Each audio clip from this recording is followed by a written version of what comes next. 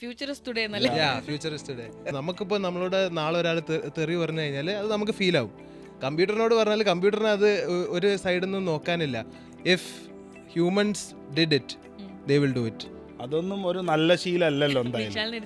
ഇപ്പം എന്ത് ചെയ്യേണ്ടതെന്ന് അറിയാം, ഇപ്പോൾ കേരളത്തിലൊക്കെ ഉള്ള കുട്ടികൾക്ക് ഒരു 6 മാസം ഇവിടെ പഠിച്ച് ഒരു 6 മാസം നമ്മൾ ദുബായ് ക്യാമ്പസിലൊക്കെ കൊണ്ടുപോകുന്നുണ്ട്. അതായത് മനുഷ്യന്മാരെ കൊല്ലണം ഇങ്ങനത്തെ ഓർഡേഴ്സ് കൊടുത്തു കഴിഞ്ഞാൽ പറ്റും.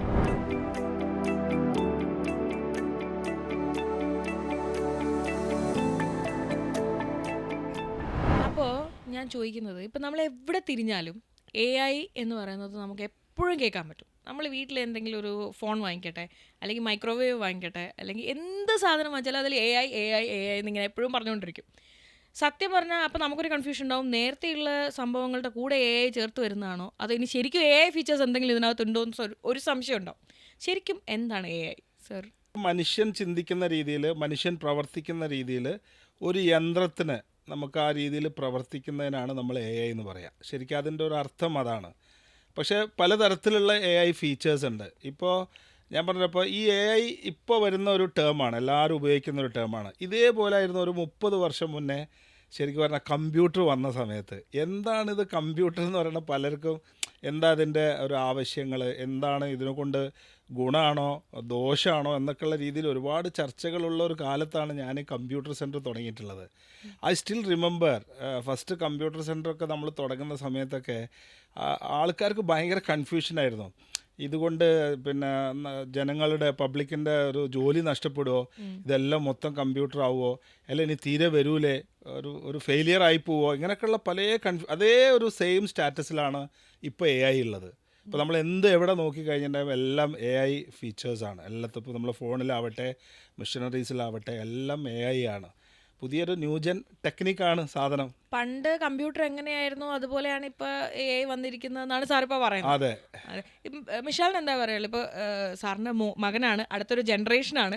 അപ്പോൾ മിഷാലിന് ഇതിനെപ്പറ്റി വേറൊരു പെർസ്പെക്റ്റീവ് ഉണ്ടോ? ഇപ്പോൾ നമ്മളിപ്പോൾ കാണുന്ന AI എന്ന് പറഞ്ഞു കഴിഞ്ഞാൽ ചിലപ്പോൾ നമുക്ക് മനസ്സിലാവുന്ന ഫോണിൽ കുറച്ചുകൂടെ ഫീച്ചേർഡ് ആയിട്ട് കളർ കൂടിയ ഒരു ഫോട്ടോ വന്നു, അതിന് AI ഉണ്ടെന്ന്, അതുകൊണ്ടാണ് കളർ കൂടിയ ഒരു ഫോട്ടോ ആണെന്ന് പറയും നമ്മൾ.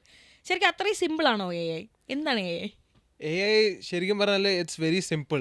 AI എന്നൊരു term it's not actually very new. AI എന്ന് വെച്ചാൽ first AI was discovered in 1950s. അത് the advancements has become more, അതായത് its capability has become more. ഇപ്പോൾ അന്ന് ചെയ്ത കാര്യങ്ങളല്ല ഇന്നിപ്പോൾ AI ചെയ്യുന്നത്. അപ്പോൾ അതുകൊണ്ട് it is becoming hot cake in the market now. 30 വർഷം മുന്നേ ആൾക്കാർ സംസാരിച്ചുകൊണ്ടിരുന്നത് ഈ കമ്പ്യൂട്ടർ കൊണ്ടുള്ള ഉപയോഗങ്ങളാണ്. അപ്പോൾ അന്നൊക്കെ ഞാൻ ആദ്യത്തെ ഇൻസ്റ്റിറ്റ്യൂട്ടൊക്കെ തുടങ്ങുന്ന സമയത്ത് പറയും, ഒരു 2020 ആകുമ്പോഴത്തേക്ക് കമ്പ്യൂട്ടർ അറിയാത്ത ആൾക്കാരെന്ന് പറഞ്ഞിട്ടുണ്ടെങ്കിൽ ഇല്ലിട്രേറ്റ് ആണ്, നിരക്ഷരർ. ഇപ്പോൾ നമ്മളറിയില്ലേ, ഈ അറിയാത്ത ഒരാളെ നമ്മൾ ഇല്ലിട്രേറ്റ് എന്ന് പറയാം. അതേപോലെ കമ്പ്യൂട്ടർ അറിയാത്ത ആൾക്കാർ 2020 അന്ന് പറയുന്ന കേട്ടോ, 30 വർഷം മുന്നേ. അപ്പോൾ ആൾക്കാരെ ഇവൻ വെറുതെ പറയാണ്. പക്ഷേ ഇന്ന് കാലഘട്ടം അത് തെളിയിച്ചു. ഇപ്പോൾ ഈ കോവിഡ് വന്ന സമയത്താണ് ഗൂഗിൾ പേ എന്ന് പറഞ്ഞൊരു സാധനം, നമ്മളെ പേയ്മെൻറ്റ് സിസ്റ്റമൊക്കെ, മറ്റേത് ആൾക്കാർക്കൊക്കെ ഓൺലൈൻ പേയ്മെൻറ്റ് ചെയ്യാനൊക്കെ ഭയങ്കര പേടിയായിരുന്നു. കോവിഡ് വന്ന സമയത്ത് തൊടാൻ പാടില്ല, അടുത്ത് വരാൻ പാടില്ല എന്ന് പറഞ്ഞപ്പോൾ ഓട്ടോമാറ്റിക്കലി അതൊരു യൂസ് ടു ആയി. അപ്പോൾ ഇതേപോലെ തന്നെയാണ് ഓരോ ടെക്നോളജി പുതിയ വരുന്ന സമയത്തും. ടെക്നോളജി കാലഘട്ടത്തിൻ്റെ ഒരു ആവശ്യമാണ്. കാലം മാറുന്നതനുസരിച്ചിട്ട് ഇപ്പോൾ എന്നിൽ നിന്നും വിശാലിലേക്ക് വരുന്നത് പോലെ തന്നെ കാലഘട്ടത്തിൻ്റെ മാറ്റങ്ങൾ ടെക്നോളജിയിൽ ഒരുപാട് മാറ്റങ്ങൾ വരുത്തും. ശരിക്കും ഇപ്പോൾ AI കുറിച്ച് പഠിച്ചില്ലെങ്കിൽ 30 വർഷം കഴിയുമ്പോൾ നമ്മൾ ഇല്ലിറ്ററേറ്റ് ആവും. 100%. AIൻ്റെ എല്ലാ വശങ്ങളും, അതേപോലെ ഡാറ്റ സയൻസ്, ഡാറ്റ വിഷ്വലൈസേഷൻ, ഇതൊക്കെ ഇതിൽ വരുന്ന സാധനങ്ങളാണ്. കാരണം ഇപ്പോൾ നമ്മളിപ്പോൾ ഒരു കമ്പനി എന്ന് വെച്ച് കഴിഞ്ഞാൽ ഇപ്പോൾ വലിയ വലിയ ഇഷ്ടം പോലെ കമ്പനികളില്ലേ, ഈ കമ്പനിയിലൊക്കെ ഇവരുടെ ഡാറ്റ മാനേജ്മെൻറ്റിന് തന്നെ എത്ര ആയിരക്കണക്കിന് എംപ്ലോയീസാണ് ഉള്ളത്. വലിയൊരു മാനേജ്മെൻ്റ് അവിടെ നടക്കുന്നത്. അതൊക്കെ ഇപ്പോൾ മാക്സിമം AI ജനറേറ്റഡ് ആയിട്ടുള്ള രീതിയിലേക്കുള്ള ഒരുപാട് കാര്യങ്ങൾ വന്നിട്ടുണ്ട്. ഇപ്പോൾ നമ്മൾ GTech തന്നെ AI റിലേറ്റഡ് ആയിട്ടുള്ള എല്ലാത്തിലും കോഴ്സുകളാണ്. ഇപ്പോൾ നമ്മൾ മൾട്ടിമീഡിയ നോക്കി കഴിഞ്ഞിട്ടുണ്ടെങ്കിൽ AI മൾട്ടിമീഡിയ, എല്ലാം ആ രീതിയിലേക്കുള്ള AI റിലേറ്റഡ് ആയിട്ടുള്ള രീതിയിലേക്ക് കാലം മാറിയിട്ടുണ്ട്. അതായത് AI ടെക്നോളജി കൂടെ പഠിച്ചിട്ട് അതിന്റെ കൂടെ പാരലൽ ആയിട്ട് വരുന്ന മറ്റൊരു ടെക്നോളജി കൂടെ പഠിക്കാൻ പറ്റും. അതായത് ഇപ്പോൾ അക്കൗണ്ടിങ് പഠിക്കണമെങ്കിൽ അതിന്റെ പാരലൽ ആയിട്ടുള്ള AI സംബന്ധമായ അക്കൗണ്ടിങ്ങിൽ എന്തൊക്കെ ചെയ്യാൻ പറ്റും എന്നുള്ളതും കൂടി പഠിക്കണം. ഇപ്പോൾ മിഷാലിനെ സംബന്ധിച്ച് ഒരു ഫ്യൂച്ചർ ജനറേഷനാണ്. ഇങ്ങനെ ഒരു കൺഫ്യൂഷൻ ഉണ്ടോ? അതായത് ഇപ്പോൾ AI വരും, ഇനിയിപ്പോൾ എനിക്കൊക്കെ ജോലി കിട്ടുമോ, അങ്ങനെ ഒരു കൺഫ്യൂഷൻ ഉണ്ടോ? I am saying as a representation of youth അല്ല, എ ഐ വരുമ്പം അങ്ങനെ ഒരു സിനാരിയോ വരാൻ chances are very less, because A I is use to make things easier, not replace the jobs. നാളെ ചിലപ്പം ഇപ്പം ചെയ്യുന്ന കുറച്ച് കാര്യങ്ങൾ maybe some of the jobs may be replace, but not entirely. കാരണം computer cannot replace a human after all. കാരണം നമുക്കുള്ള ആ ഒരു ഇമോഷന് it's not there. It does not have ഒരു സെൻസിറ്റിവിറ്റി, അങ്ങനെ ഒരു കാര്യമൊന്നുമില്ലല്ലോ. നമുക്കിപ്പോൾ നമ്മളോട് നാളെ ഒരാൾ തെറി പറഞ്ഞു കഴിഞ്ഞാൽ അത് നമുക്ക് ഫീൽ ആവും. കമ്പ്യൂട്ടറിനോട് പറഞ്ഞാൽ കമ്പ്യൂട്ടറിന് അത് ഒരു സൈഡിൽ നിന്ന് നോക്കാനില്ല.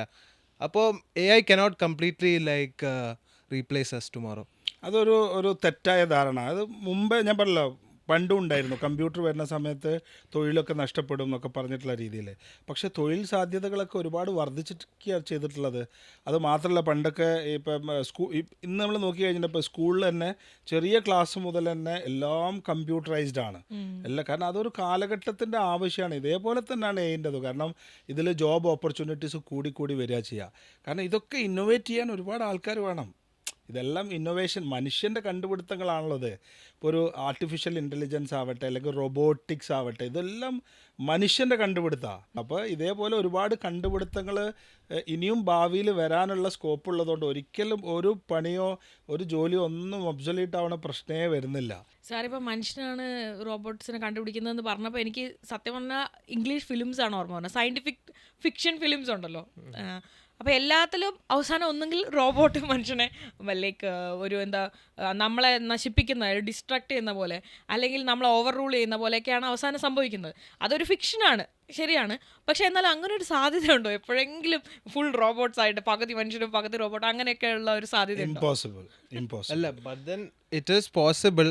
ഒരാൾ അങ്ങനെ വേണമെന്ന് വിചാരിച്ച് കഴിഞ്ഞാൽ, അതായത് മനുഷ്യന്മാരെ കൊല്ലണം ഇങ്ങനത്തെ ഓർഡേഴ്സ് കൊടുത്തു കഴിഞ്ഞാൽ പറ്റും. നമ്മൾ ഒരു കമ്പ്യൂട്ടറിന് ഒരു ടാസ്ക് കൊടുത്തു കഴിഞ്ഞാൽ അത് ചെയ്യാൻ പറ്റും. ബട്ട് ദെൻ അങ്ങനെ ഒരു ടാസ്ക് കൊടുക്കണം, അത്രയും ഡേറ്റ കൊടുക്കണം, അത്രയും ഇമോഷൻസ് കൊടുക്കണം ഫോർ ദാറ്റ്, എന്താ പറയുക, machine to feel egoistic about humans. നമുക്കിപ്പോൾ മനുഷ്യന്മാരോട് തമ്മിൽ ഇങ്ങോട്ടേക്കും അങ്ങോട്ടേക്കും ഈഗോ വരുന്നുണ്ടല്ലോ. അത്രക്കും കുറേ ഡേറ്റ എന്താ പറയുക നമ്മൾ അതിന് ഫീഡ് ചെയ്യണം, ആ ഒരു ഇമോഷൻ ക്യാപ്ചർ ചെയ്യാൻ വേണ്ടിയിട്ട്. എല്ലാത്തിനും കൺസ്ട്രക്റ്റീവും ഉണ്ട്, ഡിസ്ട്രക്റ്റീവും ഉണ്ട്. അത് നമുക്കിപ്പോൾ ഇപ്പോൾ നമ്മൾ കുറേ വാറുകളൊക്കെ ഇപ്പോൾ റീസെൻ്റ്ലി ഒക്കെ കണ്ടില്ല. അവിടെയൊക്കെ ഉപയോഗിക്കുന്ന എന്താ ടെക്നോളജി അല്ലേ. പണ്ടത്തെ പോലെ ഓരോരുത്തർ ഇങ്ങനെ തോക്ക് വെക്കുന്ന പരിപാടിയൊന്നും അല്ല ഉള്ളത്. അതിങ്ങനെ ടൈമർ വെച്ച് കൊടുത്തിട്ടുണ്ടെങ്കിൽ സാധനം ഇങ്ങനെ പോയിക്കൊണ്ടേയിരിക്കും. അതായത് അവിടെ ഓൾറെഡി ഇപ്പൊ ഒരു എ അല്ലെങ്കിൽ ഒരു ടെക്നോളജിക്കൽ അഡ്വാൻസ്ഡ് ആണ്. 100% എല്ലാ മേഖലയിലും ടെക്നോളജി വന്നു കഴിഞ്ഞു, ഓൾറെഡി വന്നു കഴിഞ്ഞു. ഇനിയിപ്പോ നമ്മൾ ഇന്ന് ടെക്നോളജി കാലഘട്ടത്തിലാണ് ജീവിക്കുന്നത്. നമ്മളുടെ ഒക്കെ ഒരു അഡ്വാൻറ്റേജും അത് തന്നെയാണ്. കാരണം ഇനി പുതിയ വരുന്ന ജനറേഷൻ ഫുള്ളി ടെക്നോളജി കാലഘട്ടത്തിലാണ്. നമ്മൾ 2 കാലഘട്ടവും കണ്ടു. ഞാൻ കണ്ടു, പക്ഷെ ഇവൻ കണ്ടിട്ടുണ്ടാവില്ല. ഇവനിപ്പോൾ ടെക്നോളജി കാരണം ഇവൻ ജനിച്ച മുതൽ ഞാൻ ലാപ്ടോപ്പ് ആയിട്ട് നടക്കുന്ന ഇവൻ കാണുന്നത്. പക്ഷെ അതിന് മുന്നുള്ളൊരു കാലഘട്ടം ഉണ്ടായിരുന്നു, മനസ്സിലായില്ലേ? ഫോൺ എന്ന് വെച്ചാൽ ഫോൺ എന്ന് പറയുന്ന സാധനം പോലും ഇല്ലാത്തൊരു കാലഘട്ടം, ടെലിഫോൺ പോലും ഇല്ലാത്തൊരു കാലഘട്ടം. അത് പെട്ടെന്നാണ് അവിടെ നിന്ന് ഇങ്ങോട്ടുള്ള ഒരു സമയം വളരെ കുറവാണ്. ഇപ്പോൾ മിഷാലിന്റെ പ്രായം വളരെ കുറവാണ്. ആ സമയം കൊണ്ടാണ് ഒരു ഫോൺ പോലും ഇല്ലാത്തൊരു കാലഘട്ടം തൊട്ട് ഒരു ലാപ്ടോപ്പും കൊണ്ട് അല്ലെങ്കിൽ റോബോട്ട്സിനെ പറ്റി. ഞാൻ ആദ്യത്തെ ട്രെയിനിങ് സെന്റർ തുടങ്ങുന്നത് 94-ലാണ്. 94-ൽ മൊബൈൽ ഫോൺ ഇല്ല. അപ്പോൾ ഞാൻ കോഴിക്കോട്, മഞ്ചേരി, പെരിന്തൽമണ്ണ ഇതൊക്കെ തുടങ്ങുന്ന സമയത്ത് നമ്മളിങ്ങനെ ട്രാവൽ ചെയ്ത് പോകുമ്പോൾ മൊബൈലിൽ പോയി സംസാരിക്കാനൊന്നും പറ്റില്ല. അവിടെ എത്തി അവിടുത്തെ ലാൻഡ് ഫോണിൽ നമുക്ക് ഇന്ന സ്ഥലത്ത് എത്തിയെന്ന് പറയാൻ വേണ്ടി പറ്റുള്ളൂ. ആദ്യം പിന്നെ പേജർ വന്ന്, പിന്നെ വലിയ ഫോൺ വന്ന്. ഇത് ഒരു കാലഘട്ടമായി. ഇത് ഇപ്പോൾ ഇവർ അത് അറിഞ്ഞിട്ടുണ്ടാവില്ല. ഞാൻ ഒന്ന് അറിയാൻ വേണ്ടി ചോദിക്കും, അപ്പോൾ സാറിന് ഒരു 30 വർഷം കഴിഞ്ഞ് എന്തായിരിക്കും ഈ ടെക്നോളജിക്കൽ അഡ്വാൻസ്മെന്റ് കൊണ്ട് എങ്ങനെയായിരിക്കും ലോകം നമ്മളിങ്ങനെ കാണുമ്പോൾ? നമ്മളിപ്പോൾ ഒരു 30 വർഷം കഴിഞ്ഞ് ലോകം ഇങ്ങനെ കാണുമ്പോൾ എങ്ങനെയായിരിക്കും? 30 വർഷം കഴിഞ്ഞ സമയത്ത് ഞാൻ എൻ്റെ മനസ്സിലുള്ള ഇതൊക്കെ നമ്മളെ തോട്ട്സ് ആട്ടോ. നമുക്കിപ്പോൾ ഒരു വണ്ടിയിൽ കയറി, ഇപ്പോൾ നമുക്ക് ഡ്രൈവർ ഉണ്ട്, അതിൻ്റെ ഒന്നും ആവശ്യമില്ല. നമ്മൾ നേരെ വരുന്നത്, നമ്മൾ പോകാനുള്ള സ്ഥലത്തേക്ക് കാറിൽ കയറിയിരിക്കുന്നു, ആ സ്ഥലം പറഞ്ഞു കൊടുക്കുന്നു, വണ്ടി തന്നെ അവിടേക്ക് കൊണ്ടുപോകുന്നു. അതാണ്. പിന്നെ ഓഫീസിലൊക്കെ പോകുന്ന സമയത്ത് എന്താണെന്ന് വെച്ചിട്ടുണ്ടെങ്കിൽ എല്ലാം ഞാൻ പറഞ്ഞപ്പോൾ ഇങ്ങനെ meeting, face to face meeting പരിപാടി കാര്യങ്ങളൊന്നും ഉണ്ടാവില്ല. എല്ലാം എന്തെങ്കിലും നല്ല ഒരു സാധനം വെച്ചിട്ട് അതിലൂടെ ഒരു ഓൺലൈൻ ലെവലിലുള്ള മാപ്പിംഗ് കാര്യം ഇപ്പോൾ തന്നെ അങ്ങനെയാണല്ലോ ഉള്ളത്. ഇപ്പോൾ തന്നെ ഞാൻ പറഞ്ഞപ്പോൾ എനിക്ക് എല്ലാ രാജ്യങ്ങളിലും എൻ്റെ സ്റ്റാഫുണ്ട്. അപ്പോൾ ഇവരായിട്ടൊക്കെ എല്ലാ ദിവസവും ഇൻട്രാക്ട് ചെയ്യാന്ന് പറഞ്ഞാൽ പോസിബിൾ അല്ല.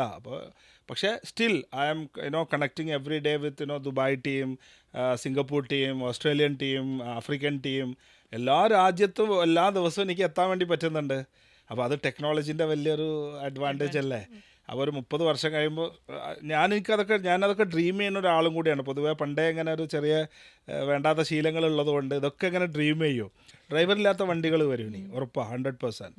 ഡ്രൈവർ ആവശ്യം ഇനി വരൂല. ഇപ്പോഴും ലോകത്തിന്റെ പല ഭാഗങ്ങളിൽ അങ്ങനെ ഓൾറെഡി സ്റ്റാർട്ട് Tesla ചെയ്ത് കഴിഞ്ഞു. പക്ഷെ ഇത് സാധാരണക്കാരിലേക്ക് എത്തിയിട്ടില്ലല്ലോ. അപ്പോൾ പണ്ട് നമ്മൾ ഈ കമ്പ്യൂട്ടറൊക്കെ തന്നെ സാധാരണക്കാരിൽ എത്തിയിട്ടില്ലായിരുന്നു. നമ്മളിത് തുടങ്ങുന്ന സമയത്ത് വളരെ റെയറായിട്ട്.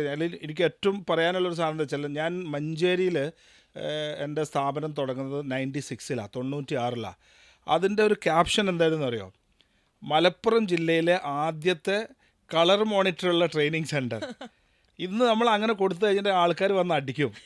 കളർ മോണിറ്റർ ആദ്യമായിട്ടാണ്. കാരണം ഈ മോണോക്രോം മെഷീനിൽ ഇങ്ങനെ നോക്കി ഒരു കളറിൽ ഇങ്ങനെ ഒരു വിൻഡോസൊക്കെ കാണുന്ന ഒരു കാലഘട്ടം വന്ന സമയത്ത് 96-ൽ ഞാൻ അവിടെ സ്റ്റാർട്ട് ചെയ്യുന്നത്. അപ്പോൾ നമ്മളൊരു നോട്ടീസ് ഇറക്കുന്ന സമയത്ത് അതിൻ്റെ ക്യാപ്ഷൻ അതായിരുന്നു. ഇനിയിപ്പോൾ എന്താ പറയുക, സാധാരണക്കാരിലേക്ക് ഈ കാര്യങ്ങളൊക്കെ എത്തുക എന്ന് പറയുന്നതാണ് ഇനി വരാൻ പോകുന്ന സംഭവം. എന്നെ സംബന്ധിച്ച് എനിക്ക് തോന്നുന്നു കുറെയൊക്കെ ഇപ്പൊ സാധാരണക്കാരിലേക്ക് ഇപ്പൊ ഈ പറഞ്ഞ പോലെ ഫോണിന്റെ രൂപത്തിലും എത്തിക്കഴിഞ്ഞു. നമ്മളിപ്പോ ഡേ ടു ഡേ ആക്ടിവിറ്റീസിൽ ശരിക്കും പറഞ്ഞാൽ എല്ലാ ഭാഗത്തും നമ്മൾ AI യൂസ് ചെയ്യുന്നുണ്ട്. എന്തിന് നമ്മൾ ഇപ്പം വാട്സപ്പിൽ വരെ ഇപ്പൊ AI വെച്ചിട്ട് നമുക്ക് ഇമേജസ് ഒക്കെ ജനറേറ്റ് ചെയ്യാൻ പറ്റും. ചാറ്റ് GPT ഒന്നും ആവശ്യമില്ല. ഇപ്പൊ AI ഇസ് എവറിവെയർ. ഇനിയിപ്പോ വരാൻ പോകുന്ന നെക്സ്റ്റ് ഐഫോൺ മോഡല് ഓരോ ഫോൺസിലൊക്കെ ഫുള്ളി AI ആയിരിക്കും. ഭയങ്കര ഡിഫറെൻ്റ് ആട്ടോ. ഒരു ചെറിയൊരു ഉദാഹരണം ഞാൻ പറഞ്ഞത്, ഞാൻ എൻ്റെ ഏറ്റവും ക്ലോസ് ഫ്രണ്ടിൻ്റെ ബർത്ത്ഡേ ആയിരുന്നു ഒരു 3-4 മാസം മുന്നേ. അപ്പോൾ എന്തെങ്കിലും ഒരു സാധാരണ എല്ലാ പ്രാവശ്യവും നമ്മളൊരു കേക്ക് കട്ട് ചെയ്യും, ഇങ്ങനെയൊക്കെയാണല്ലോ ഫ്രണ്ട്ഷിപ്പൊക്കെ നമ്മൾ ഇതാക്കുക. അത് കൃത്യമായിട്ട് പറഞ്ഞാൽ എൻ്റെ ഫ്രണ്ട് നമ്മൾ ഷാജീൻ്റെ ബർത്ത്ഡേക്ക് സാധാരണ എല്ലാ പ്രാവശ്യവും നമ്മൾ ഒന്നിച്ചാണ് സെലിബ്രേറ്റ് ചെയ്യുക. എൻ്റെ ബർത്ത്ഡേ നമ്മൾ ഒന്നിച്ച് സെലിബ്രേറ്റ് ചെയ്യും, അവൻ്റെത് ഒന്നിച്ച് സെലിബ്രേറ്റ് ചെയ്യും. അപ്പോൾ ഇപ്രാവശ്യം ഞാനിങ്ങനെ ആലോചിച്ച് എന്തെങ്കിലും ഡിഫറെൻ്റ് ആയിട്ട് ഒരു സാധനം അവന് കൊടുക്കണം എന്നുള്ളത്. അപ്പോൾ ഞാൻ എൻ്റെ നമ്മളെ ഈ ഡാറ്റാ സയൻസും AI ഒക്കെ ചെയ്യുന്ന ഒരാളുണ്ട് എൻ്റെ അടുത്ത്. ഞാൻ പറഞ്ഞു എന്താണ് ഒരു സ്പെഷ്യലായിട്ട് AIയിൽ എന്തെങ്കിലും ഒരു സ്പെഷ്യലായിട്ട് അവന് ഒരു ഗിഫ്റ്റ് കൊടുക്കാൻ വേണ്ടി. പക്ഷേ എന്നോട് പറഞ്ഞ് നല്ലൊരു പാട്ട് നമുക്ക് സെറ്റ് ചെയ്യാൻ തന്നെ. അങ്ങനെ ഷാജിൻ്റെ പേര് വെച്ചിട്ടുള്ള ഒരു AIയിലുള്ള ഒരു പാട്ട്. It's beautiful. അങ്ങനെ ഫുൾ കമ്പോസ് ചെയ്ത്. കാരണം നമ്മളെ ഫ്രണ്ട്ഷിപ്പ് അവൻ്റെ പേരൊക്കെ വെച്ചിട്ടുള്ള രീതിയിലേക്കുള്ള AR റഹ്മാൻ വരെ ബാക്കിൽ നിൽക്കും. അങ്ങനത്തെ പാട്ടാണ് അത്. ഞാനും അവനും കൂടി നിൽക്കുന്ന ഒരു ഫോട്ടോ വെച്ച് അതിൻ്റെ ബാക്ക്ഗ്രൗണ്ട് ഈ മ്യൂസിക് ആക്കിയിട്ട് ഞാൻ സോഷ്യൽ മീഡിയയിൽ പോസ്റ്റ് ചെയ്തിട്ടുണ്ട്. ഇറ്റ്സ് അബൌട്ട് ഓൾമോസ്റ്റ് അത്രയും ആൾക്കാർ അത് കണ്ടിട്ടുണ്ട്. എനിക്ക് തോന്നുന്നു ഇറ്റ്സ് അബൌട്ട് ഒരു 500 to 600K ആൾക്കാർ 2 ദിവസത്തിൽ തന്നെ കണ്ടിട്ടുണ്ട്. That is purely AI. കാരണം അത്രയും ആ രീതിയിലാണ് ആ മ്യൂസിക് ഉള്ളത്. അതേ അതിൻ്റെ ഒരു കപ്പാസിറ്റി അല്ലേ ആണ്. പക്ഷെ സാറത് പറയുമ്പോൾ എനിക്ക് ഒരേ സമയം കൗതുകവും ഭയവും തോന്നുകയാണ്. അതായത് നമ്മൾ ഇപ്പോൾ സാറ് ഈ ഫീൽഡിൽ നിൽക്കുന്നതുകൊണ്ട് അല്ലെങ്കിൽ ടെക്നോളജീൻ്റെ കൂടെ സഞ്ചരിക്കുന്ന ഒരാളായതുകൊണ്ട് കുറച്ച് അതിലൊരു ഫാസിനേഷനാണ് തോന്നുന്നത്.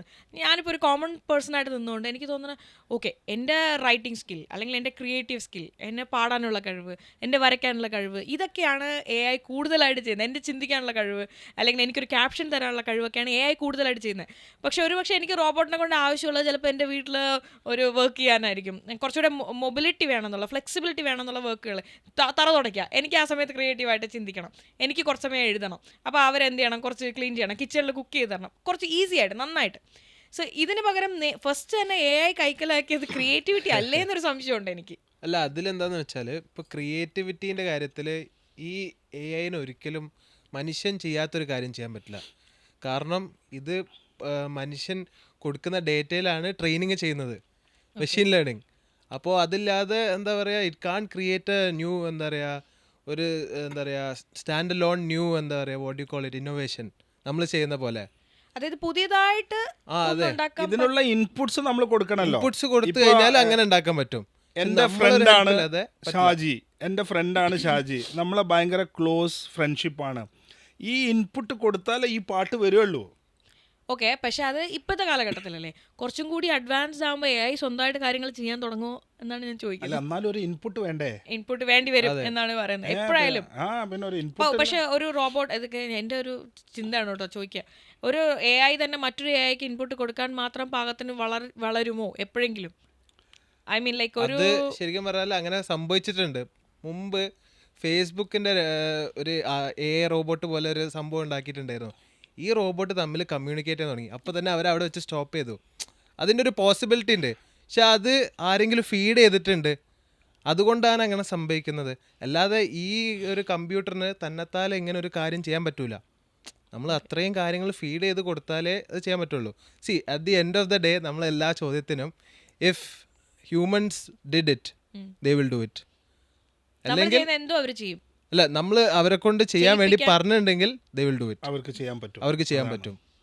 That's it. ഞാനതാ പറഞ്ഞ എന്താണെന്ന് ചോദിച്ചു കഴിഞ്ഞിട്ടുണ്ടെങ്കിൽ മനുഷ്യന്മാരെ പോലെ ചിന്തിക്കാനും പ്രവർത്തിക്കാനും പറ്റണം അവർക്ക്. അതിനാണ് എന്ന് പറയുന്നത്. പക്ഷെ അതിലേക്കുള്ള ഇൻപുട്സ് കൊടുക്കേണ്ടത് മനുഷ്യനാണ്.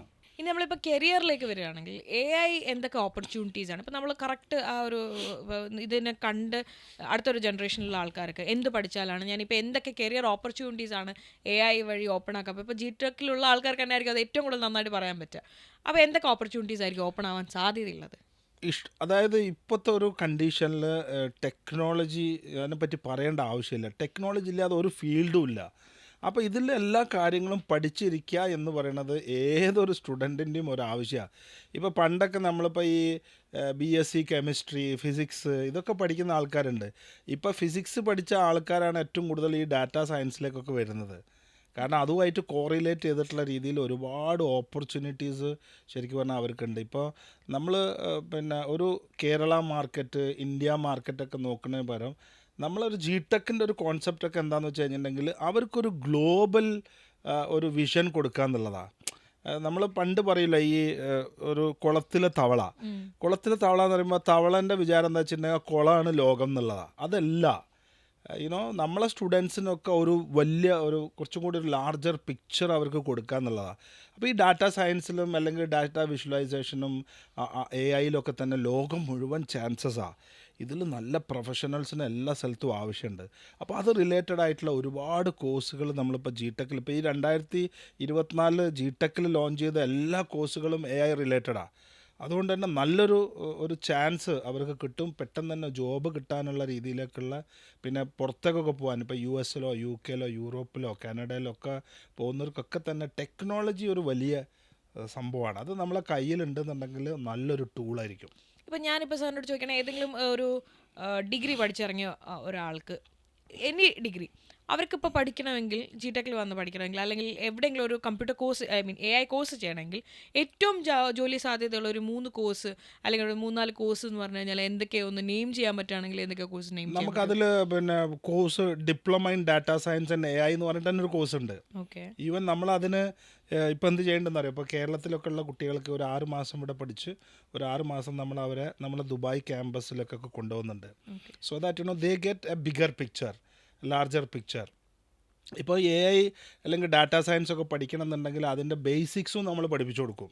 ഇപ്പോൾ ഞാൻ പറഞ്ഞു വേറൊരു ഇൻഡസ്ട്രി എന്നൊക്കെ വരുന്നപ്പോൾ ഞാൻ പറഞ്ഞു ഇതേപോലെ ഒരു BA എക്കണോമിക്സ് പഠിച്ച ഒരാൾ ഇപ്പോൾ കമ്പ്യൂട്ടറിൻ്റെ ഒരു ബാക്ക്ഗ്രൗണ്ട് ഇല്ല എന്നുണ്ടെങ്കിലും അവർക്ക് ആ ഒരു ICT ബേസിക്സ് കൊടുത്തിട്ട് അവരെ പ്രോഗ്രാമിംഗ് സൈഡിലേക്ക് കൊണ്ടുവന്നിട്ട് ഈ രീതിയിലേക്ക് മാറ്റുന്ന രീതിയിലേക്കുള്ള കോഴ്സുകളൊക്കെ ഉണ്ട്. അപ്പോൾ ഈ ഒരു ട്വിന്നിങ് പ്രോഗ്രാംസ് ഒക്കെ നല്ലതാണ് കുട്ടികൾക്ക്. കുറേ കുട്ടികൾ അവിടെ ദുബായിലുണ്ട്, നമ്മളെ ക്യാമ്പസിലുണ്ട്. ഒരു 6 മാസം ഇവിടെ പഠിച്ചിട്ട് ഒരു 6 മാസം അവിടെ പോയി. അവിടെ നിങ്ങൾ ശ്രദ്ധിച്ചിട്ടുണ്ടാവും പിന്നെ ഫ്യൂച്ചർ മ്യൂസിയം ഒക്കെ ഉണ്ട്. അപ്പോൾ അവിടെ നമ്മൾ ആ കുട്ടികൾക്ക് ഒരു ചെറിയ ട്രെയിനിങ്ങും കാര്യങ്ങളൊക്കെ അവിടെ വെച്ച് കൊടുക്കുന്നുണ്ട്. അവരെ ഇൻറ്റേൺഷിപ്പൊക്കെ അതിൻ്റെ ഉള്ളിൽ നിന്നൊക്കെ ഈ ഫ്യൂച്ചർ മ്യൂസിയത്തിൽ നിന്നൊക്കെ ചെയ്യണത്. അതൊക്കെ ഭയങ്കര ഒരു എക്സ്പോഷറാണ്. ഓക്കെ. ഇതിലെന്തെങ്കിലും ആഡ് ചെയ്യാനുണ്ടോ? മിഷാലിന് എന്തെങ്കിലും ആഡ് ചെയ്യാനുണ്ടോ? ഇപ്പോൾ ഫ്രണ്ട്സൊക്കെ ഇപ്പോൾ ഒരു സജഷൻ ചോദിക്കുകയാണ് ഏത് കോഴ്സ് പഠിക്കണം, ഇപ്പോൾ അങ്ങനെയാണെങ്കിൽ എന്തെങ്കിലും സജഷൻസ് ഉണ്ടോ? ശരിക്കും പറഞ്ഞാൽ AI ഇപ്പോൾ പപ്പ പറഞ്ഞ പോലെ തന്നെ ഒരുപാട് ഓപ്പർച്യൂണിറ്റീസ് ഉണ്ട്.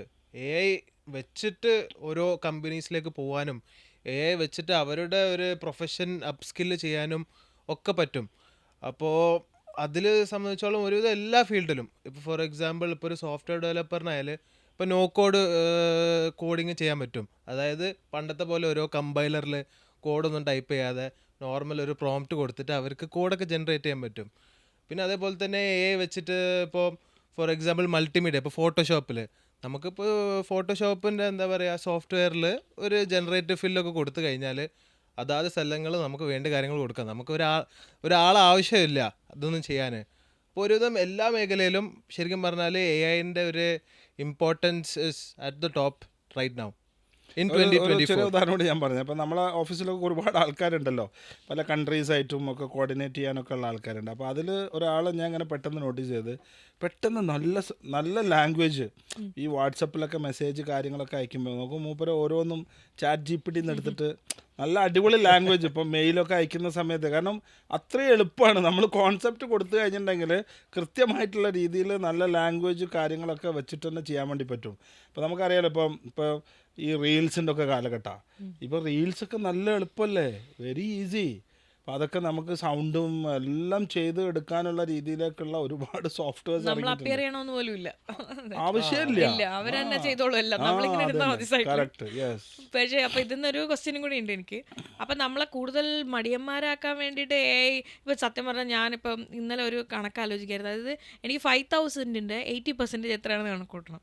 ഞാൻ നേരെ വാട്സപ്പ് ഇപ്പം ചിന്തിക്കുക പോലും ഇല്ല, നേരെ വാട്സപ്പ് എടുക്കും. നേരത്തെ കുറച്ചും കൂടി ബുദ്ധിമുട്ടായിരുന്നു. ലാപ്ടോപ്പ് തുറക്കണം, ChatGPT എടുക്കണം, അല്ലെങ്കിൽ ഒരു സിസ്റ്റം ഫോണിൽ ChatGPT എടുക്കണം. ഇപ്പം നമ്മൾ റെഗുലറായിട്ട് വാട്സപ്പിൽ മെസ്സേജ് ചെയ്യണ പോലെ മറ്റേ എന്നോട് ചോദിക്കാം. അപ്പം പെട്ടെന്ന് എടുത്ത് ചോദിച്ചാൽ എന്താണ് 80% 5,000 എന്ന് പറഞ്ഞ് ജസ്റ്റ് ചോദിച്ചതോളം അത് മറുപടി വരും, ഫുൾ എക്സ്പ്ലനേഷനോടുകൂടി. അപ്പം ഞാൻ ചോദിക്കുന്നത്, നമ്മളിതൊരു മടിയന്മാരാക്കിക്കൊണ്ടിരിക്കുകയാണോ? കമ്പ്യൂട്ടർ വന്നപ്പോഴും ഇതേ സംശയം ഉണ്ടായിരുന്നു, അതേപോലെ ഞാൻ ചോദിക്കുകയാണ്, നമ്മളെ കൂടുതൽ ഡിപ്പെൻഡൻ്റ് ആക്കുവാണോ, കൂടുതൽ മടിയന്മാരാക്കുവാണോ? അല്ല, ഇതൊക്കെ എന്താ വെച്ചാൽ ഇതിനെല്ലാത്തിനും രണ്ട് സൈഡും ഉണ്ട്. പോസിറ്റീവും ഉണ്ട്, നെഗറ്റീവും ഉണ്ട്. എല്ലാത്തിനും അങ്ങനെ തന്നെ അല്ലേ, പോസിറ്റീവും ഉണ്ട്, നെഗറ്റീവും ഉണ്ട്. നമ്മൾ നല്ല രീതിയിൽ അതിന് നമ്മളെ സമീപനമാണ് അതിൽ ഇമ്പോർട്ടൻറ്റ്. നമ്മളൊരു ആറ്റിറ്റ്യൂഡ്, നമ്മളൊരു എങ്ങനെയാണ് നമ്മൾ അതിനോട് പ്രതികരിക്കുന്നത് നമ്മുടെ ഒരു എന്നതനുസരിച്ച് യൂസേജ് നമ്മൾ എത്രയാണ് അതിൽ ലിമിറ്റ് ചെയ്യുന്നത് അതിനനുസരിച്ചിരിക്കും എല്ലാ കാര്യങ്ങളും. ഇപ്പം AI എന്നല്ല, എന്തൊരു കാര്യമായാലും നമ്മൾ എത്ര അത് ലിമിറ്റ് ചെയ്യുന്നോ അത്രക്കും നല്ലത് നമുക്ക്. ഓക്കെ, പക്ഷെ അപ്പോഴും ഇപ്പം നമ്മൾ ഫോൺ വന്നപ്പോഴും ഇതേ സംശയം ഉണ്ടായിരുന്നു. ഫോൺ വരുമ്പോൾ കൂടുതൽ ഫോണിൽ എല്ലാവരും അങ്ങനെ ആയിപ്പോകുന്നു. പക്ഷെ അത് കൺട്രോൾ ചെയ്യാൻ ഇപ്പോഴത്തെ കുട്ടികളെ സംബന്ധിച്ച് അവരെ കൺട്രോൾ ചെയ്യാൻ പോലും പറ്റാത്ത രീതിയിൽ അവർക്ക് അവരുടെ ജീവിതത്തിലേക്ക് പാർട്ടായി മാറിയിട്ടുണ്ട് ഫോൺ. അപ്പോൾ അതേപോലെ തന്നെ AI-യും നമുക്ക് പ്രത്യേകിച്ച് നമുക്ക് ഒരു ജോലിയും ചെയ്യേണ്ട വരാതെ എളുപ്പം ഓരോ കാര്യങ്ങൾ കിട്ടുകയാണ്. സ്വാഭാവികമായിട്ടും ഒരു സാധാരണ ഒരു മനുഷ്യനെ സംബന്ധിച്ച് എളുപ്പം കാര്യം നടക്കുന്ന കാര്യത്തിലാണല്ലോ എപ്പോഴും ഒരു മുൻകൈ എടുക്കുക. അപ്പൊ അങ്ങനെ വരുമ്പോ ഒരു മടി അല്ലെങ്കിൽ ഒരു തീർച്ചയായിട്ടും. പക്ഷെ അതിൻ്റെ മേലൊക്കെയുള്ള ഇന്നോവേഷൻസ് വരും, അതിൻ്റെ മേലുള്ള ഇന്നോവേഷൻസ് നമുക്ക് വന്നുകൊണ്ടേയിരിക്കും. അപ്പോൾ ഇതൊരു ഭാഗമായിട്ട് അങ്ങനെ അങ്ങോട്ട് പോവും. അപ്പോൾ ഞാൻ പറഞ്ഞില്ല, ഇപ്പോൾ പുതിയ പിന്നെ ഈ ന്യൂജൻ കുട്ടികളൊക്കെ നിങ്ങൾക്ക് കഴിഞ്ഞിട്ടുണ്ടെങ്കിൽ നല്ല ഫോൺ അഡിക്റ്റാണ് കൂടുതൽ ആൾക്കാരും. ഒരു 10 മിനിറ്റിലും ഒന്നുകിൽ പിന്നെ ഇൻസ്റ്റാഗ്രാമിലെ റീല് നോക്കണം, എന്തെങ്കിലും ഒന്ന് നോക്കണം. ഒരു 2-3 മണിക്കൂർ ഫോണില്ലാതൊക്കെ ജീവിക്കുക എന്ന് പറയുന്നതൊക്കെ അവരെ സംബന്ധിച്ചോളം വലിയ ബുദ്ധിമുട്ടുള്ളൊരു കാര്യമാണ്. അതൊന്നും ഒരു നല്ല ശീലമല്ലല്ലോ എന്തായാലും. അല്ല, തീർച്ചയായിട്ടും നല്ല ശീലമല്ല അത്. ഒരിക്കലും നല്ല ശീലം നമുക്ക് പറയാൻ വേണ്ടി പറ്റില്ല. കാരണം എപ്പോഴും നമുക്ക് വാല്യൂ ഉള്ളത് മനുഷ്യന്മാർ തന്നെയാണ്. അത് കഴിഞ്ഞിട്ടേ മെഷീനറി കാര്യങ്ങളൊക്കെ ഉള്ളൂ. ഇതിൽ പിന്നെ GTech-ൻ്റെ ഒരു അഡ്വാൻറ്റേജ് എന്താണെന്ന് വെച്ച് കഴിഞ്ഞാൽ, നമ്മൾ we run our centres in all the vibrant cities in the world. ഇപ്പോൾ സിംഗപ്പൂർ ആവട്ടെ, ദുബായിലാവട്ടെ ഒക്കെ നമ്മളെ GTech-ൻ്റെ സെൻറ്റർ ഉണ്ട്. ഈ ടെക്നോളജി ആദ്യം വരുന്ന സ്ഥലങ്ങൾ ഇതൊക്കെയാണ്, മനസ്സിലായില്ലേ? അപ്പോൾ അതുകൊണ്ട് വെച്ചാൽ ഏറ്റവും പുതിയ സോഫ്റ്റ്വെയർസ് എന്താണ്, ഇതൊക്കെ നമുക്കറിയാൻ കുറച്ച് പെട്ടെന്ന് പറ്റും.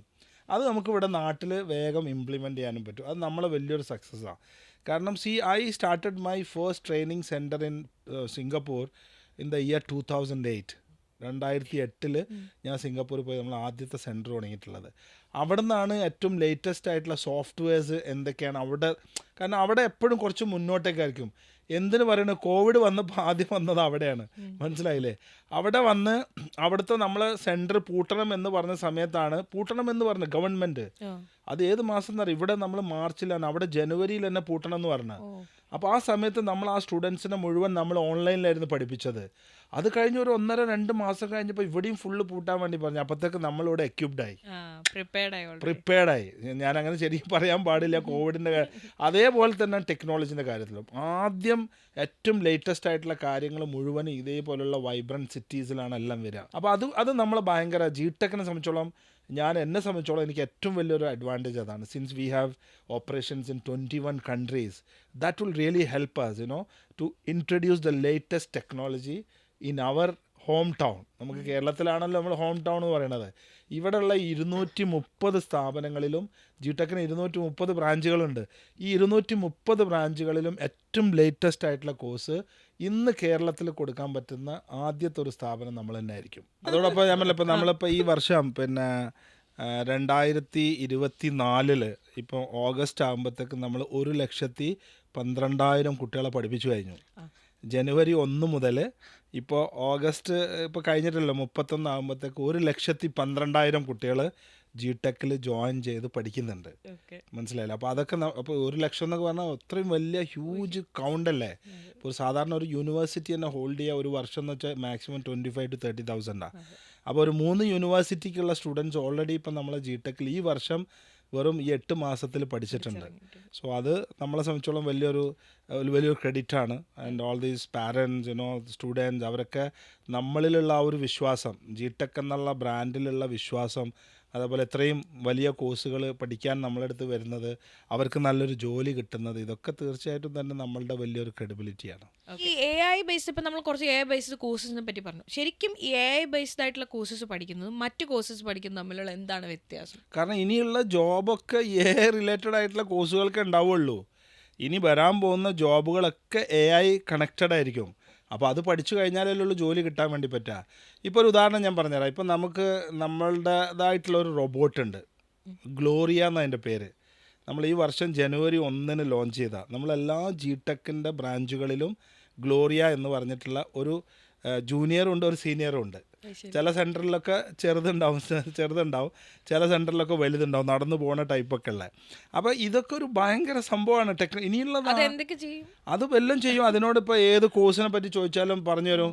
ഏറ്റവും ലേറ്റസ്റ്റ് കോഴ്സ് ഏതാണ്, എ ഐയിലുള്ള കോഴ്സ് ഏതാണെന്ന് ചോദിച്ചിട്ടുണ്ടെങ്കിൽ നമ്മളെ ഗ്ലോറിയ ചേച്ചി പറഞ്ഞു തരും ഏതാ കോഴ്സ് വേണ്ടത്. കാരണം ഈ റോബോട്ട്സ് എന്ന് പറയുന്നത് നമ്മൾ തന്നെ ഉണ്ടാക്കുന്നതാണ്.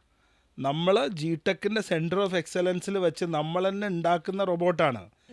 നമ്മൾക്ക് വേണ്ടി അല്ല, നമുക്ക് അതിനായിട്ടൊരു ടീമുണ്ട്, റോബോട്ടിക് ടീമുണ്ട്. ഈ റോബോട്ടിക് ടീം ഉണ്ടാക്കുന്ന റോബോട്ടുകളാണ്. അപ്പോൾ ഇതിനെ നമ്മൾ പഠിപ്പിച്ചു വെച്ചത് എല്ലാ ജിടെക്കിൻ്റെ ഏത് കോഴ്സുകളെ പറ്റി ചോദിച്ചാലും ജിടെക്കിനെ പറ്റി ചോദിച്ചാലും ഒക്കെ തന്നെ അത് ആൻസർ ചെയ്യും. ഇതൊരു ടെക്നോളജിൻ്റെ കാലഘട്ടമാണല്ലോ. അപ്പോൾ എന്തായാലും അതിന് ഏറ്റവും മുന്നിൽ നിന്ന് പഠിപ്പിക്കുന്ന ഒരു സ്ഥാപനം എന്നുള്ള നിലക്ക് നമ്മളത് ഇൻട്രൊഡ്യൂസ് ചെയ്യണം എന്നുള്ളതുകൊണ്ടാണ് അത് ചെയ്തിട്ടുള്ളത്. അത് മാത്രമല്ല, ഇപ്പം പുറമെന്നും ഒരുപാട് ആൾക്കാർ ചോദിക്കുന്നുണ്ട്. ഇപ്പം മലബാർ ഗോൾഡ് നമുക്കറിയാം, കേരളത്തിന് നമുക്കെല്ലാവരും ഒരു സ്വകാര്യ അഹങ്കാരമായിട്ടുള്ളൊരു സ്ഥാപനമാണ്. മലബാർ ഗോൾഡിൻ്റെ തന്നെ അവരുടെ കുറേ ഷോറൂമുകളിൽ, അതേപോലെ അവരുടെ ഈ ഹോം അപ്ലയൻസസിൻ്റെ ഒക്കെ ഇഹം ഡിജിറ്റൽ എന്ന് പറഞ്ഞിട്ടുണ്ട്. അവിടെ ഇപ്പം ഒരു റോബോട്ട് ഇപ്പോൾ അവർക്ക് വേണ്ടി നമ്മൾ സെറ്റ് ചെയ്യുന്നുണ്ട്.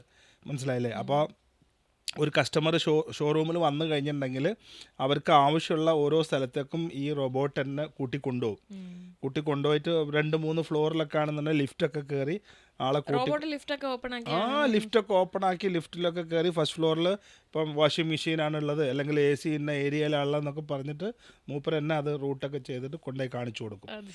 ഇതെല്ലാം നമുക്ക് ചെയ്യാൻ പറ്റുന്നതാണ്. അപ്പോൾ ഈ റോബോട്ടിക്സിലും നമുക്ക് നല്ല നല്ല കോഴ്സുകളുണ്ട്. റോബോട്ടിക്സിലും ഇതും ഒരു വലിയ ഫ്യൂച്ചറാണ്. ഇപ്പോൾ ഈ എ ഐ റിലേറ്റഡ് ആയിട്ടുള്ള സാധനങ്ങളൊക്കെ തന്നെ നമുക്ക് ഈ റോബോട്ട്സിൽ നമുക്ക് പ്രാക്ടിക്കലി ചെയ്യാൻ വേണ്ടി പറ്റും. സ്റ്റുഡൻസിന് എക്സ്പെരിമെന്റ് ചെയ്യാൻ പറ്റും. ഇപ്പം നമ്മൾ ഓരോ അൽഗോരിതമും കാര്യങ്ങളും കൊടുക്കുമല്ലോ റോബോട്ടിന്. അതെ. അതിനനുസരിച്ച് എങ്ങനെയാണ് റിയാക്ട് ചെയ്യുന്നത്, എന്താണ് റിയാക്ഷൻ വരുന്നത്, ഇതൊക്കെ അവർക്ക് തന്നെ ചെയ്യാം. അപ്പൊ അതൊരു റോബോട്ട് ഉണ്ടാവും, അതിൽ തന്നെ പഠിക്കാന്നാണ്. അതെ, ആ റോബോട്ടിന്റെ മുകളിൽ നമ്മൾ കാര്യങ്ങൾ ഇംപ്ലിമെന്റ് ചെയ്ത് അതിൻ്റെ ഒരു കോൺസിക്വൻസ് എന്താണെന്ന് നമുക്ക് കാണാൻ പറ്റും. ഇപ്പോൾ ഈ റോബോട്ടിക് കോഴ്സുകൾക്ക് ജോയിൻ ചെയ്യുമ്പോൾ നമ്മൾ റോബോട്ടിക് കിറ്റ് തന്നെ സ്റ്റുഡൻസിന് കൊടുക്കും. അപ്പോൾ അവർ സെൻറ്ററിലും പഠിച്ചത് വീട്ടിൽ പോയിട്ട് അതൊക്കെ പ്രാക്ടീസ് ചെയ്യുക. സ്വന്തമായിട്ടൊക്കെ ഓരോ സാധനങ്ങളൊക്കെ, അങ്ങനെയാണല്ലോ ഓരോരുത്തരും ക്രിയേറ്റിവിറ്റി ഒക്കെ ഉണ്ടാവുക. കുറച്ച് കാലഘട്ടം കഴിഞ്ഞ് പോയവരുടെ ചിന്ത പോലെ തന്നെയാണോ എ ഐയുടെ ഭാവി എന്തായിരിക്കും എന്ന് മിഷേൽ എന്താണ് ആലോചിക്കുന്നത്? എങ്ങനെയായിരിക്കും ഒരു 30 വർഷം കഴിഞ്ഞ എ ഐയുടെ എങ്ങനെയായിരിക്കും ഒരു ലോകം? എങ്ങനെയായിരിക്കും ലോകം തന്നെ മൊത്തത്തിൽ കൺട്രോൾ ചെയ്യുന്നതല്ല എന്ന് വെച്ചാൽ ഒരുവിധം ഇപ്പോൾ ഫോർ എക്സാമ്പിൾ ഇപ്പോൾ ട്രാഫിക്കിൻ്റെ ഒരു സിസ്റ്റം ഫുള്ള് ഇപ്പം ഒരു കമ്പ്യൂട്ടർ ജനറേറ്റഡ് ആയിട്ടായിരിക്കും ഉണ്ടാവാം മൊത്തത്തിൽ. അതായത് മൊത്തത്തിൽ അവിടെ വരുന്ന ട്രാഫിക്കും എല്ലാം അനലൈസ് ചെയ്തിട്ട് എഐനെ ശരിക്കും പറഞ്ഞാൽ അവിടെ വിത്തൗട്ട് എനി ട്രാഫിക് അതിനനുസരിച്ച് ട്രാഫിക് ലൈറ്റൊക്കെ സെറ്റ് ചെയ്യാൻ പറ്റും. പിന്നെ ആണെങ്കിൽ ഒരുവിധം കുറേ കാര്യങ്ങൾ ഇപ്പോൾ ശരിക്കും പറഞ്ഞാൽ പപ്പ നേരത്തെ പറഞ്ഞ കുറച്ച് കാര്യങ്ങളുണ്ട്. അതായത് ഇപ്പം തന്നെത്താലെ ഒരു വണ്ടിയിലൊക്കെ പോകുന്ന കാര്യങ്ങളൊക്കെ അതൊക്കെ ഇപ്പോൾ ഓൾറെഡി ഉണ്ട്. അതല്ലാതെ ഫോർ എക്സാമ്പിൾ ഇപ്പോൾ ഇന്ന് ഈ വീഡിയോ കാണുന്ന ആൾ ഫോണിൽ ഇരിക്കുന്നുണ്ടാവും. ഫോണിൽ ഇരിക്കാതെ തന്നെ അവർക്കൊരു വെർച്വൽ എൻവയറമെൻറ്റിൽ ഇരിക്കുക. അത്രക്കും എന്താ പറയുക അഡ്വാൻസ്ഡ് ആയിട്ട് വരാണ്. അതിൻ്റെ ഒരു എക്സാമ്പിൾ ഇപ്പോൾ ശരിക്കും പറഞ്ഞാൽ എടുത്തു കഴിഞ്ഞാൽ ഇപ്പോൾ എ വെച്ചിട്ട് നമ്മൾ വീഡിയോസ് ഇപ്പോൾ ഡെയിലി കാണുന്നുണ്ടല്ലോ, എ വെച്ചിട്ട് വീഡിയോസ് ഉണ്ടാക്കുന്നത്. അപ്പോൾ അതൊരു 2-3 കൊല്ലം മുമ്പ് ഭയങ്കര ലോ പിക്സൽ, ഒരു തീരെ ഒരു എന്താ പറയുക കാണാനൊരു രസമില്ലാത്തൊരു രീതിയിലായിരുന്നു. ഇന്ന് നമ്മൾ നോക്കുമ്പോൾ അത് എ ഐ ആണോ എന്നും കൂടെ മനസ്സിലാവാത്ത രീതിയിലാണ് വീഡിയോ വരുന്നത്. പ്രത്യേകിച്ച് ഈ അഡ്വർടൈസ്മെന്റ്സിലൊക്കെ പെൺകുട്ടികളെ അതെ, അതെ. വെക്കുന്നത് അതാണ് അതാണ് അത് ഒറിജിനൽ ആണോ? മനുഷ്യനാണോ എന്നുള്ളത് തന്നെ തിരിച്ചറിയാൻ വലിയ ബുദ്ധിമുട്ടാണ്. അതാണ് ആ തരത്തിലുള്ളൊരു അഡ്വാൻസ്മെന്റ് ആണ് പോകുന്നത്. അപ്പോൾ ദ ഫ്യൂച്ചർ എന്ന് പറയുമ്പോൾ it's already here. Futurist today എന്നല്ലേ? Future is today.